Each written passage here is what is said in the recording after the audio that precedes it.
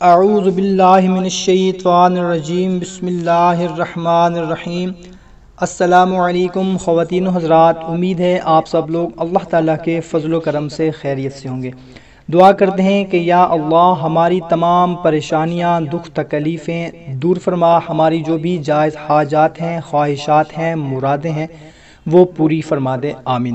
بھائیوں اور بہنوں، آج میں آپ لوگوں کو امداد غیبی حاصل کرنے کا ایک بہت ہی مجرب قرآنی عمل بتانے لگا ہوں۔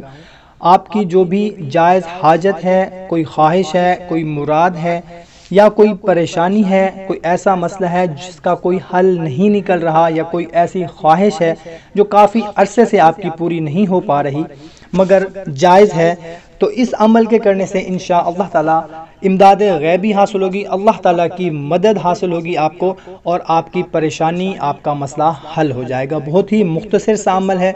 کرنا آپ نے یہ ہے کہ صاف ستھرے کپڑے پہن لینے ہیں، وضو کر لینا ہے۔ وضو کرنے کے بعد آپ نے اول و آخر 11 مرتبہ درود ابراہیمی پڑھ لینا ہے، اور درمیان میں آپ نے سورہ انفال کی آیت نمبر 9 اس کو 313 مرتبہ آپ نے پڑھ لینا ہے۔ آیت نمبر 9 میں آپ کو دکھا دیتا ہوں، بسم اللہ الرحمن الرحیم۔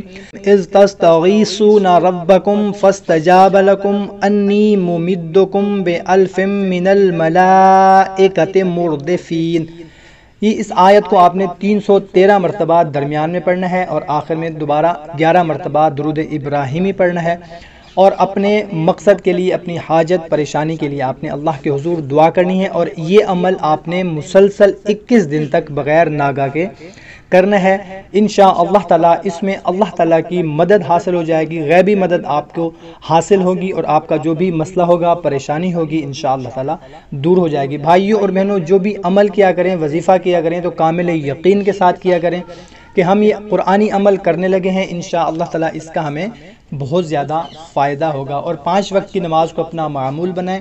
5 وقت کی نماز کے ساتھ ساتھ حقوق العباد کی بھی پابندی کیا کریں۔ کوشش کیا کریں کہ جو بھی بات آپ کو اچھی لگتی ہو اپنے دوسرے دوستوں اور رشتہ داروں تک بھی لازمی شیئر کیا کریں، صدقہ جاریہ سمجھ کر۔ تو ہمیں دیں اجازت، اپنا اور اپنے اہل خانہ کا خیال رکھیے گا۔ ملتے ہیں ایک نئی ویڈیو میں، اللہ حافظ۔